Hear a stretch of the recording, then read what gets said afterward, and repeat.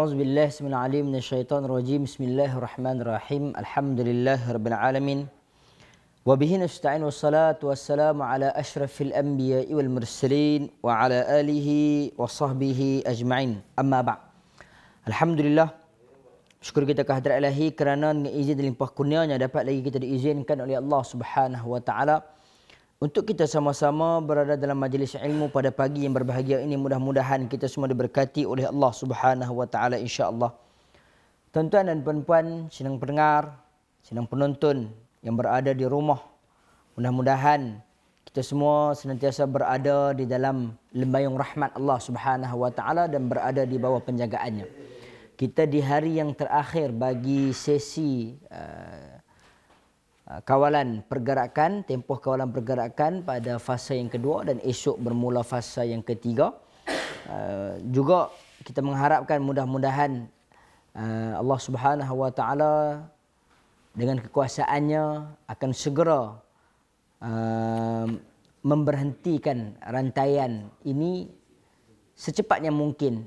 Itu pun tuan-tuan dan puan-puan, kita perlulah mematuhi perkara-perkara yang telah pun digariskan oleh pihak kerajaan dengan menjaga jaraknya, dengan menjaga pergaulan, dengan menjaga kita punya batasan untuk kita keluar berjumpa dengan masyarakat awam yang ramai dan sebagainya. Mudah-mudahan insya-Allah. Di samping itu juga perkara yang paling penting sudah tentulah seperti mana yang berlaku pada zaman sebelum daripada kita, salafus salih sebelum daripada ini, iaitulah mereka juga menghapuskan semua jenis bentuk berhala, memperbanyakkan sedekah dan sebagainya, kerana perkara ini juga adalah antara asbab dan juga musabab untuk Allah Subhanahu wa taala mengangkat sesuatu bala itu daripada sesuatu kaum ataupun tempat ataupun di dunia ini, mudah-mudahan insya-Allah. Tuan-tuan dan puan-puan sedang pendengar dirahmati oleh Allah Subhanahu wa taala sekalian. Insya-Allah pada pagi ini kita akan sambung lagi mungkin bahagian yang terakhir, iaitu dalam perbincangan berkaitan dengan hadis pakaian baginda Nabi sallallahu alaihi wasallam. Iaitulah hadis yang pertama untuk pada pagi ini, Al-Barra bin Azib. Dia berkata, "Ma ra'aitu ahadan minan nasi ahsana fi hullati hamra min Rasulillah sallallahu alaihi wasallam in kanat jummatuhu la tadribu qariban min mankibaihi." Hadis dari Imam Al-Bukhari dan juga Muslim. Muttafaqun alaih. Hadis ini menyatakan bahawasanya Al-Barra bin Azib dia bagi tahu, satu hari ini aku tak pernah, apabila aku keluar aku jumpa dengan Nabi, aku tak pernah tengok orang lain yang pakaian dia lebih cantik. Siapa-siapa pun yang memakai pakaian yang lebih cantik daripada baginda Nabi sallallahu alaihi wasallam. Sesungguhnya baginda Nabi ini lebih indah bila aku tengok dia. Dan ketika itu dia memakai hullat hamra, satu pakaian yang berwarna merah, dan ketika itu rambut Nabi sallallahu alaihi wasallam iaitulah rambut jummah, rambut yang dikatakan hampir menyentuh kedua-dua bahu baginda Nabi sallallahu alaihi wasallam, seperti yang kita terangkan pada bab yang sebelum inilah. Dan dalam hadis yang seterusnya daripada Abu Rimthah, dia berkata, "Ra'aitu Nabi sallallahu alaihi wasallam Ra'aitu Nabi sallallahu alaihi wasallam wa alaihi burdani akhdaran." Aku melihat baginda Nabi sallallahu alaihi wasallam dia mengenakan ataupun memakai dua helai pakaian daripada kain burdah yang berwarna hijau. Maksud dia apa, tuan-tuan? Maksud dia berwarna hijau ni iaitulah kain yang ada sulaman kala hijau, celoreng kala hijau, macam yang kita kata sebelum ni lah. Kalau kala merah dia ada sulaman kala merah dan hitam dan sebagainya. Dia bukanlah hijau semua macam saya pakai ni kuning semua lagu ni, bila sebut biru semua, bila sebut merah semua, tidak, tapi dia ada sulaman sikit. Okey. Dan hadis daripada Qailah binti Makhramah, dia berkata, "Ra'aitu Nabi sallallahu alaihi wasallam asmalu malayataini kanata bidza'faran wa qad nafadathu wa fil hadisi qissatun tawilah." Iaitulah hadis ini hadis yang panjang sebenarnya, tapi dia diringkaskan. Dikatakan, aku melihat Rasulullah sallallahu alaihi wasallam memakai dua helai pakaian daripada kain tenun yang sudah pun usang.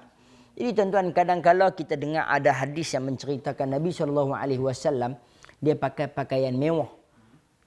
Tapi hadis ini pula dia menceritakan bahawasanya Nabi sallallahu alaihi wasallam memakai pakaian yang usang.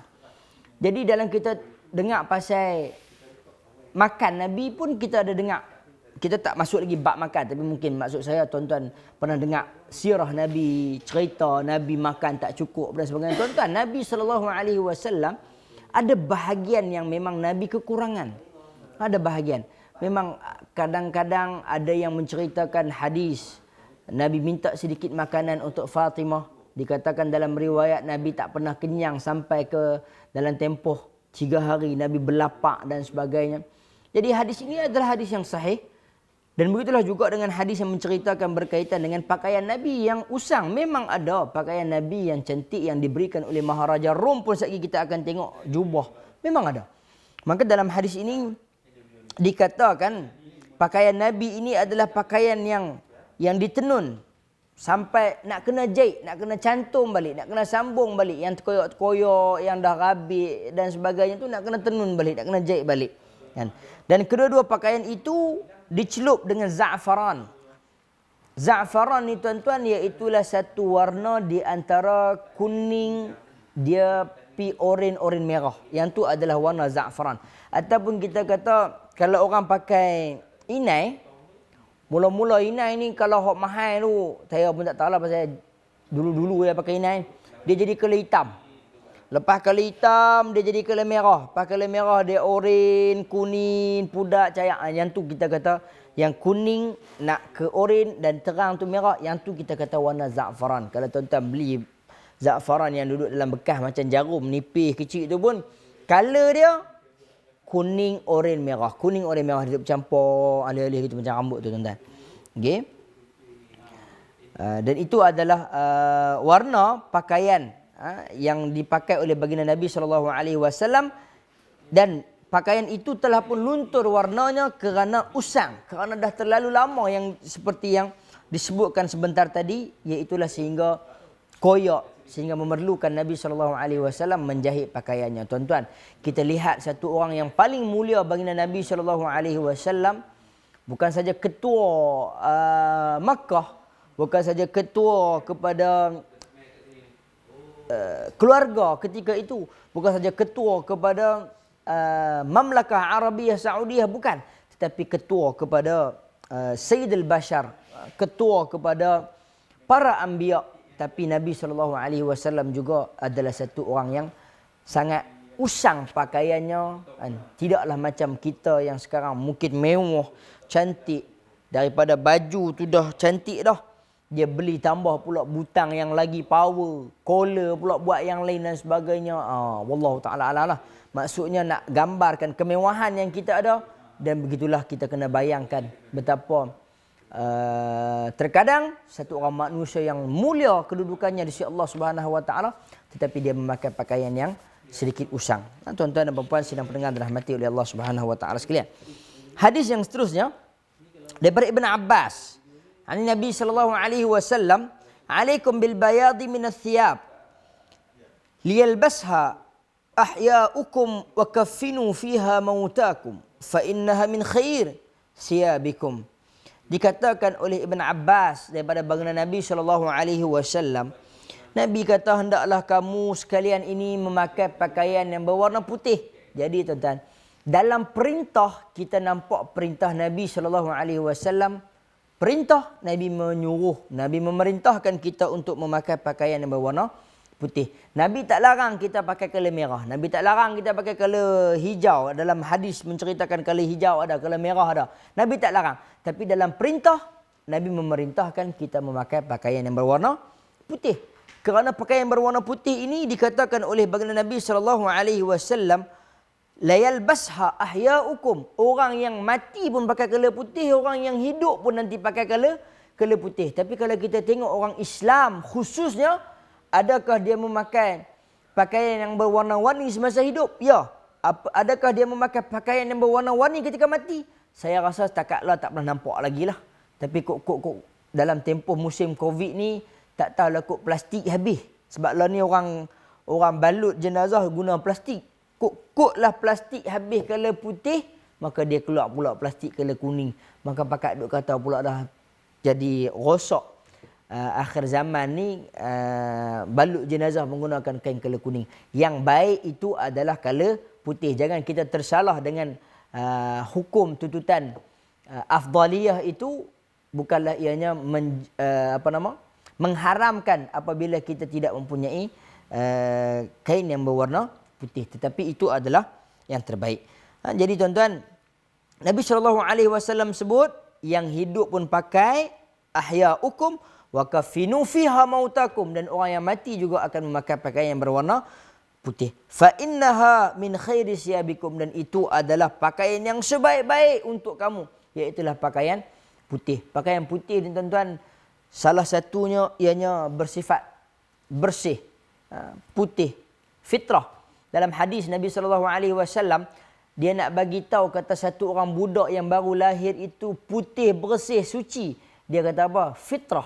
Jadi kita pakaian putih ini bukanlah nak kata siapa hak pakai putih yang kalau penjahat, penjenayah, penyangak sekalipun dia pakai putih, kita kena masya-Allah fitrahnya ni, tak boleh ya. Dia memang jahat, kita kena kata dia jahat lah. Tapi dari segi dia pakai pakaian putih, dia buat benda yang baik. Dia pakai pakaian yang disukai oleh baginda Nabi SAW. Tuan-tuan, kita kena berlaku adil dalam setiap apa yang dilakukan oleh orang. Siapa pun dia buat yang baik, kita kena kata dia buat baik. Kalau dia buat jahat, kita kena kata dia buat benda yang jahat. Kita kena kata dia buat benda yang salah, sekalipun dia satu orang yang baik pada asalnya. Kerana itulah tuan-tuan, Nabi SAW memberi contoh yang begitu mulia kepada kita, begitu baik kepada kita. Hatta Nabi SAW mengadili syaitan yang datang dalam mimpi Abdullah ibn Rawahah, yang datang dalam mimpi Abu Hurairah, yang menceritakan berkaitan dengan membaca ayat kursi sebelum tidur itu akan menghindarkan kita daripada gangguan syaitan. Maka kata Nabi SAW, kata Nabi, yakadul haq wa huwa kadzub, dia ini telah pun menceritakan, memberitahukan kepada kamu perkara yang benar, sedangkan sifat dia, diri dia, individu itu yang datang dalam mimpi itu, sifatnya adalah pendusta, kadzub, kata Nabi SAW.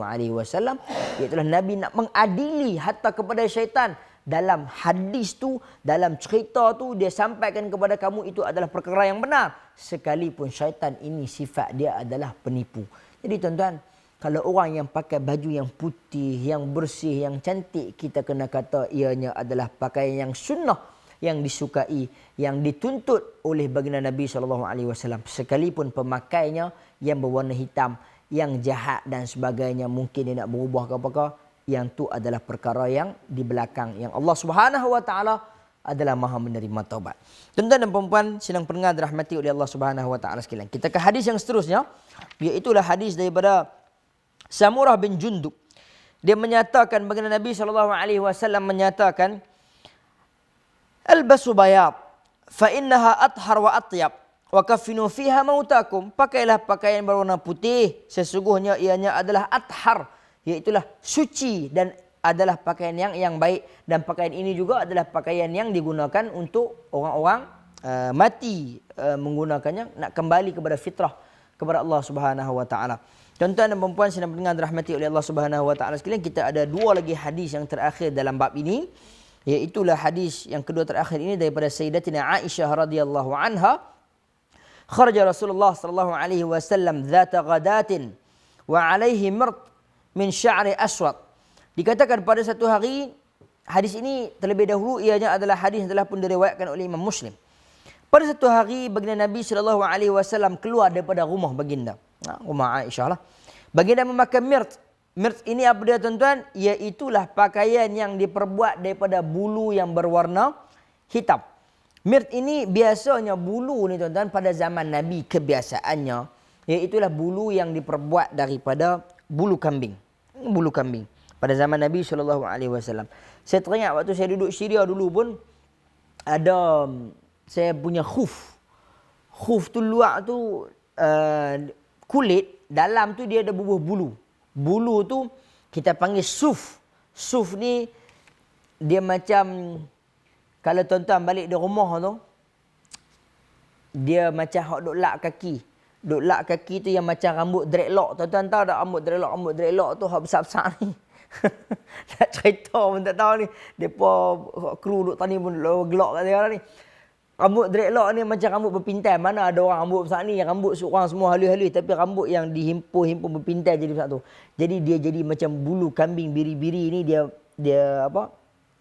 Dia besar macam tu lah. Dia tak macam bulu ekor kuda hak halus apa tu tak. Tapi dia memang tebal-tebal ni. Jadi bulu kambing ni bila dia duduk dalam bahagian kulit kena dengan kita, luar tu ada kulit yang ori tu, maka kita pakai dia rasa sedap, musim sejuk ke apa ke, tak payah lagi nak basuh kaki banyak-banyak kali. Jadi yang ada pada khuf.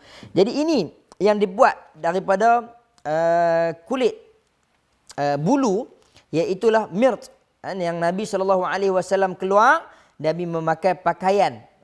Baginda Nabi SAW itu adalah yang diperbuat daripada mirt, bulu. Iaitu kebiasaannya, bulu ini adalah bulu kambing biri-biri. Kebiasaannya. Okay. Tuan-tuan dan puan-puan yang dirahmati oleh Allah Subhanahu Wa Taala sekalian, dalam hadis ini menceritakan bulu itu berwarna hitam. Okey. Kemudian hadis yang terakhir daripada Mughirah bin Syu'bah dalam bab ni lah. Kita ada masa lagi tak kot? Dan kita boleh sambung satu lagi sikit kan? Dalam bab ini diceritakan, iaitu daripada Mughirah bin Syu'bah, anna Nabi SAW labisa jubbatan rumiyah dayiqah al-kummain. Dikatakan baginda Nabi SAW pernah memakai jubbah, iaitulah dikatakan jubbah ini jubbah rumiyah, macam ala-ala Rom. Iaitulah dikatakan boleh jadi juga jubah Rom ini iaitulah jubah Syam. Jubah Syam ni kerana apa tuan-tuan? Kerana Rom waktu itu bertempat di Syam, bertempat di Syria, Jordan, Palestin dan satu lagi apa? Lebanon. 4 negara ni kita panggil sebagai Syam. Tapi kalau dah kita duduk di dalam 4 negara ni, kita sebut Syam, ia akan terjerumus kepada Syria. Bila dah duduk pula di Syria, kita sebut Syam, ia akan terjerumus kepada Damsyik. Jadi tuan-tuan, dikatakan pemerintahan Rom ketika itu apa? Saya nak sebut nama Caesar ni dia adalah pemerintah Rom ketika itu. Dan dia waktu tu menghadiahkan kepada baginda Nabi SAW, iaitulah satu jubah Rom. Jubah Rom ni tuan-tuan, iaitulah satu jubah yang tangan dia ketat. Maksud dia, sebab tu pernah dalam fiqh, dalam kitab fiqh sunnah, kalau kita dalam perlis mengaji ni, Ustaz Mutib mengajak. Saya juga mengajak di beberapa buah masjid, sampai bab nak cerita pasal jubah Rom ni yang pernah dipakai oleh baginda Nabi SAW. Pernah ketika Nabi SAW dibantu oleh Huzaifah bin Yaman untuk nak berwuduk. Ketika mana Huzaifah bin Yaman menyediakan bekas air untuk Nabi SAW nak ambil wuduk, waktu tu Nabi kata apa? Dah ambil semua tu, elok nak buang apa nama? Khuf. Huzaifah bin Yaman bantu untuk nak membuang khuf. Maafkan saya lupa Huzaifah bin Yaman ataupun Ibn Mas'ud. Saya rasa Huzaifah bin Yaman. Tak apalah tuan-tuan. Nabi dibantu oleh seorang sahabat untuk nak membuka khuf baginda Nabi SAW. Kemudian Nabi kata, "Da'huma." Tinggalkan dia. Tak payah buka khuf tu. Fa inni adkhaltuhuma tahirataini. Sesungguhnya aku dah memasukkan kaki aku pakai kaki aku ni ke dalam khuf itu adalah dalam keadaan suci bersih. Maksudnya Nabi tak bagi buka sebab Nabi nak sapu je dekat atas khuf. Dan di dalam hadis itu juga diceritakan, aku membantu Nabi SAW untuk nak buka baju Nabi tu, nak buka jubah Nabi tu. Tak boleh tuan-tuan, tak boleh nak tarik ni. Tak boleh nak tarik lengan ni sebab dikatakan dayiqah, terlalu ketat. Tangan ni ketat sampai Nabi perlu cabut yakhlaq min ra'si. Nabi kena buka jubah ini daripada arah kepala. Maksud dia buang terus, lucutkan jubah terus. Nabi SAW kerana tangannya yang terlalu kecil. Jadi dalam hadis ini dikatakan oleh Mughirah bin Syu'bah, Nabi pakai jubah Rom, iaitulah dayiqah kumain, yang sempit 2 lengan dia, sehingga Nabi tak boleh nak tarik mini. Tuan-tuan, kalau dia tak boleh nak tarik mini, nak buat macam mana? Jadi nak kena buka. Sebab apa? Sebab nak ambil wuduk, nak basah sampai ke siku. Dan ini adalah hadis yang telah pun diriwayatkan oleh Imam Bukhari dan juga Muslim. Maafkan saya, ini adalah hadis telah pun diriwayatkan oleh Imam At-Tirmizi juga Ibn Majah. bahkan dalam hadis Imam Bukhari juga menyatakan bahawanya Nabi pernah memakai pakaian ini. Dalam hadis Bukhari, Nabi pernah memakai pakaian ini ketika mana dalam peperangan Tabuk. Tapi bukanlah berhari-hari. Nak kata pakaian ini adalah dia sedikit kecil pada pergelangan tangan. Tuan-tuan dan puan-puan sedang pendengar dirahmati oleh Allah Subhanahu wa taala sekalian, maka kita dah selesai ataupun habis untuk membicarakan berkaitan dengan bab yang mengkhususkan berkaitan dengan pakaian baginda Nabi SAW. Seterusnya kita masuk satu bab. Bab ni sikit je, ada 2 hadis saja. Iaitu hadis yang membicarakan berkaitan dengan Aish baginda Nabi SAW. Okay. Iaitulah hadis yang pertama daripada Muhammad bin Sirin. Aish ni Aish ni adalah makanan roti baginda Nabi SAW. Kata Muhammad bin Sirin ni adalah satu orang tabi'in. Dia berkata, "Kunna 'inda Abi Hurairah radhiyallahu anhu wa 'alaihi sauban mumasyaqqani min kattan, fatamakhata fi ahadihima." Kami bersama dengan Abu Hurairah yang memakai 2 helaian pakaian ketika itu yang diperbuat daripada kain, yang dicelup dengan tanah liat yang berwarna merah. Faqala bakhin ataupun bakh. Yatamakhatu Abu Hurairah fil kattan, laqad ra'aitu wa inni la akhiru fima baina mimbar Rasulullah sallallahu alaihi wasallam wa hajrati Aisyah radhiyallahu anha mughshiyan alai fayaji'ul ja'i fayad'u rijlahu ala unuqi yura anna bi jununan wa ma bi jununun wa ma huwa illa al-ju'. Dikatakan oleh Abu Hurairah sedang menceritakan ketika itu Abu Hurairah memakai pakaian yang berwarna merah, yang dicelup dengan tanah liat yang berwarna merah. Abu Hurairah sedang membuang hingus pada 2 pakaiannya yang terkena pada pakaian itu. Kemudian Abu Hurairah berkata, Abu Hurairah memuji perkara yang sedang berlaku ini, iaitu membuang hingus pada pakaian. Padahal Abu Hurairah dulu dia pernah melihat, padahal dulu aku melihat diri aku ini sampai tersungkur. Tersungkur ni maksud dia apa, tuan-tuan? Nak bagi tahu bukan, maafkan saya, Aish, kehidupan baginda Nabi SAW cukup susahlah. Ini bukan Aish makanan, saya minta maaf, saya tersilap tadi. Okey. Iaitulah dikatakan nak diberitahu bahawasanya betul lah, ini memang Aish ni adalah roti, bukan kehidupan. Aish ni adalah roti. Okey. Saya tengok balik hadis-hadis yang lain, dia menceritakan pasal makanan. Dikatakan apabila Abu Hurairah dia teringat ketika mana dia ni terlalu lapar.